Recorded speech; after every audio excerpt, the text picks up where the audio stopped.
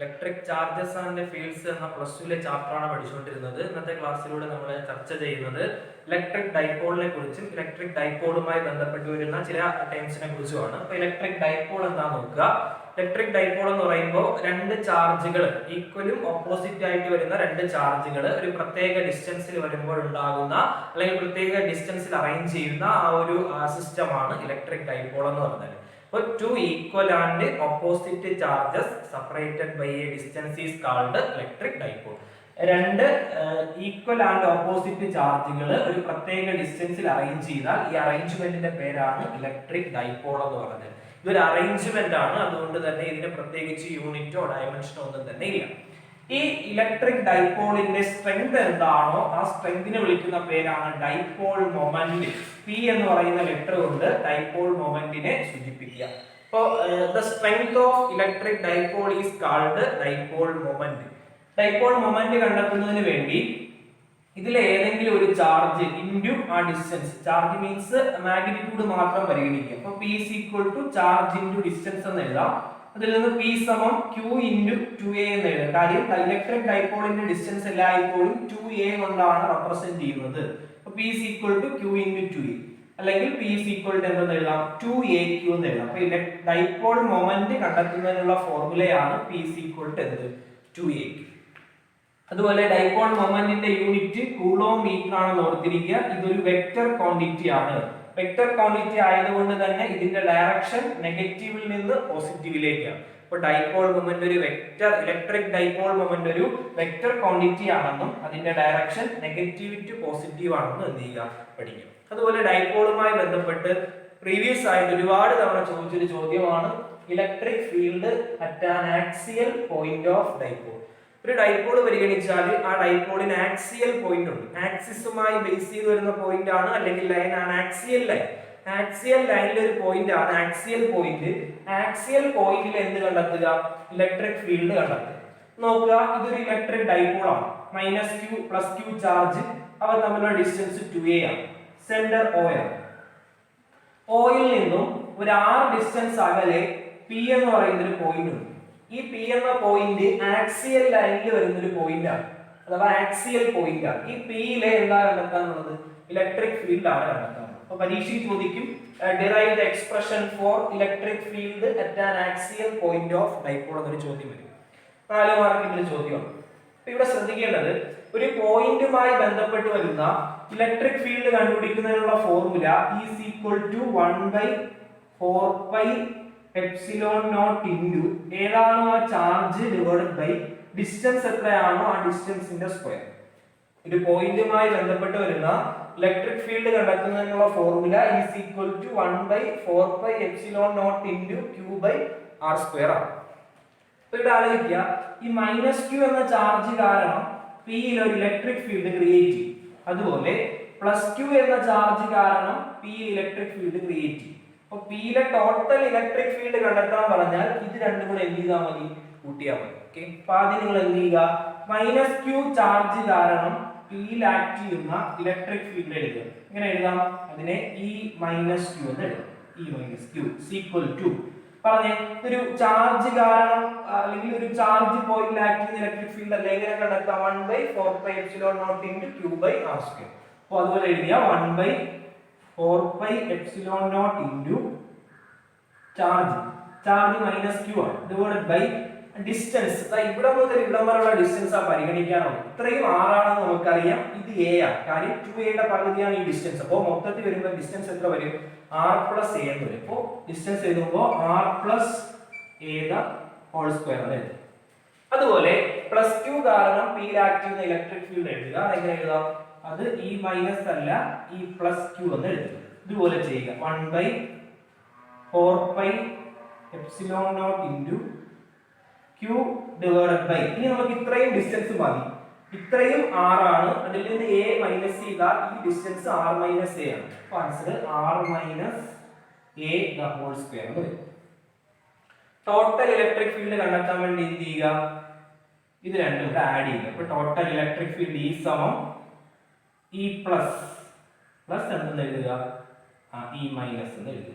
ഇതിന്റെ values apply ചെയ്യുക. Apply ചെയ്യുമ്പോൾ E equal to 1 by 4 pi epsilon naught into q divided by r minus a the whole square. ഇനി plus E minus R, ഇവിടെ ഒരു minus ഇല്ലേ, ആ minus ഇവിടെ എഴുതുക. Minus 1 by 4 pi epsilon naught into q divided by r plus a the whole square. r plus a the whole square. രണ്ടിൽ നിന്ന് common ആയിട്ട് എടുക്കാവുന്ന കാര്യങ്ങൾ പുറത്തെടുക്കുക. കോമൺ ആയിട്ട് ആരൊക്കെ ഉണ്ട്? q divided by 4 pi epsilon naught രണ്ടിലും പൊതുവായിട്ടുള്ളതാണ്. പുറത്തെടുക്കുക. പുറത്തെടുത്താൽ ഈസ് ഈക്വൽ ടു എന്ന് എഴുതാം. q divided by 4 pi epsilon naught into ബ്രാക്കറ്റിൽ എഴുതുക 1 by r minus a the whole square minus 1 by r plus a the whole square. ഇനി ഇത് ചെയ്യുക. Fractional numbers ചെയ്യാൻ വേണ്ടി ഡിനോമിനേറ്റർ പരസ്പരം മൾട്ടിപ്ലൈ ചെയ്യുക, ക്രോസ് മൾട്ടിപ്ലിക്കേഷൻ ചെയ്തെഴുതുമ്പോൾ is equal to q divided by 4 pi epsilon naught cross multiplication ചെയ്യുക r plus a the whole square minus എന്ത് ചെയ്യുക r minus a the whole square divided by ഇത് a plus b into a minus b എന്ന ഫോമിലല്ലേ.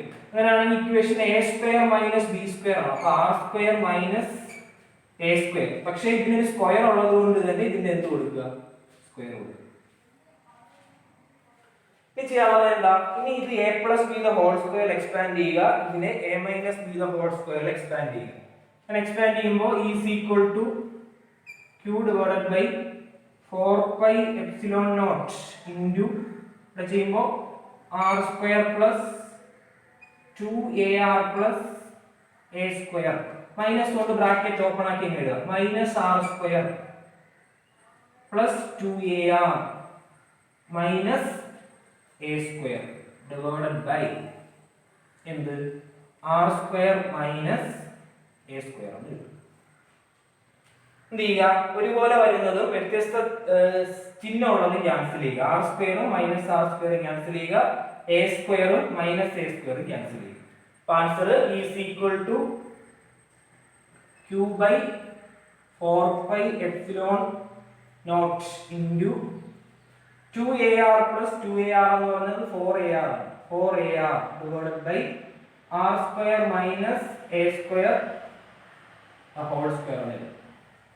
ഇനി ഒന്ന് ആലോചിക്കുക, ഈ 4നെ ഒന്ന് സ്പ്ലിറ്റ് ചെയ്ത് എഴുതുക. 2 into 2 എന്ന് എഴുതുക.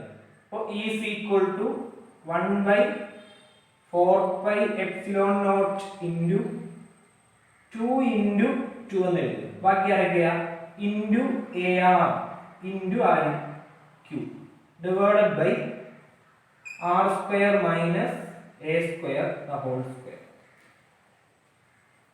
പ്ലസ് ശ്രദ്ധിക്കുക, ഈ 2 into 2a എന്ന് പറഞ്ഞാൽ നേരത്തെ പഠിച്ചാലാ 2 into 2aq 2 into 2a into q എന്ന് പറഞ്ഞാൽ അത് നേരത്തെ പഠിച്ച ഡൈപോൾ മൊമെന്റ് p ആണ്. അങ്ങനെയാണെങ്കിൽ ഇക്വേഷൻ എങ്ങനെയാണെങ്കിൽ ഇക്വേഷൻ ഈ 2aq ന് പകരം p കൊടുക്കും. അങ്ങനെ കൊടുത്താൽ is equal to 1 by 4 pi epsilon naught into 2aq ന് പകരം p കൊടുത്താൽ ബാക്കി 2pr divided by r square minus a square the whole square എന്ന് വരും. ഇതാണ് p എന്ന് പറയുന്ന പോയിന്റിലെ എന്ത് കണ്ടെത്തുന്നതിനുള്ള ഫോർമുല? ഇലക്ട്രിക് ഫീൽഡ് കണ്ടെത്തുന്നതിനുള്ള ഫോർമുല. പ്രോബ്ലംസ് ഒക്കെ ചെയ്യാനായിട്ട് ഉപയോഗിക്കുക. r സെന്ററിൽ നിന്നുള്ള ഡിസ്റ്റൻസ് ആണെന്ന് ആലോചിക്കുക. a എന്ന് പറഞ്ഞാൽ ഡൈപോളിന്റെ പകുതി ദൂരമാണ്. p എന്ന് പറഞ്ഞാൽ ഡൈപോൾ മൊമെന്റ് ആണ്. Epsilon naught permittivity of free space ആണ്. ഇവിടെ ഒരു കാര്യമുണ്ട്, ഒരു കണ്ടീഷൻ നിങ്ങൾ പരിഗണിക്കുക. കണ്ടീഷൻ എന്ന് പറഞ്ഞാൽ r is very very greater than a എന്ന ഡിസ്റ്റൻസിനേക്കാൾ വളരെ വലുതാണ് ഈ പറഞ്ഞ r എങ്കിൽ നിങ്ങൾക്ക് എന്ത് ചെയ്യാം? ഇതിൽ നിന്ന് ആരെ ഒഴിവാക്കാം? a എന്ന് പറയുന്ന ദൂരത്തെ എന്ത് ചെയ്യാം? ഒഴിവാക്കാം. അങ്ങനെ ഒഴിവാക്കി എഴുതിയാൽ is equal to 1 by 4 pi epsilon naught into 2pr divided by ഒഴിവാക്കുമ്പോൾ ബാക്കി r square the whole square എന്ന് പറഞ്ഞാൽ r raised to 4 ആണ്. ഇവിടത്തെ ഒരു r ഉം ഇവിടത്തെ ഒരു r ഉം ക്യാൻസൽ ചെയ്ത് പോകുമ്പോൾ is equal to 1 by 4 pi epsilon naught into 2p divided by എന്ന് കിട്ടും r cube എന്ന് കിട്ടും. ഇതാണ് ആക്സിയൽ പോയിന്റിലെ ഇലക്ട്രിക് ഫീൽഡ് കണ്ടെത്തുന്നതിനുള്ള ഇക്വേഷൻ. അപ്പൊ ഇത് നമ്മൾ പ്രോബ്ലംസ് ചെയ്യാൻ വേണ്ടി ഉപയോഗിക്കും. ഇത് ഫൈനൽ ആൻസർ ആയിട്ട് ഒരു കണ്ടീഷൻ അപ്ലൈ ചെയ്തുകൊണ്ട് എഴുതി നിർത്തും. ഇന്നത്തെ ക്ലാസ്സിലൂടെ നമ്മൾ പറഞ്ഞത് ഇലക്ട്രിക് ഡൈപോൾ എന്താണ്, ഡൈപോൾ മൊമെന്റ് എന്താണ്, ഒരു ആക്സിയൽ പോയിന്റുമായി ബന്ധപ്പെട്ട് വരുന്ന ഇലക്ട്രിക് ഫീൽഡ് എങ്ങനെ കണ്ടെത്താം. ഇത് ഉപയോഗിച്ചുകൊണ്ട് എന്ത് ചെയ്യുക, പ്രോബ്ലം ചെയ്യുക. അവസാനം എഴുതി നിർത്തുന്നത് കണ്ടീഷൻ വെച്ചിട്ടാണ്. Equation is equal to 1/4πε0 into 2p/r².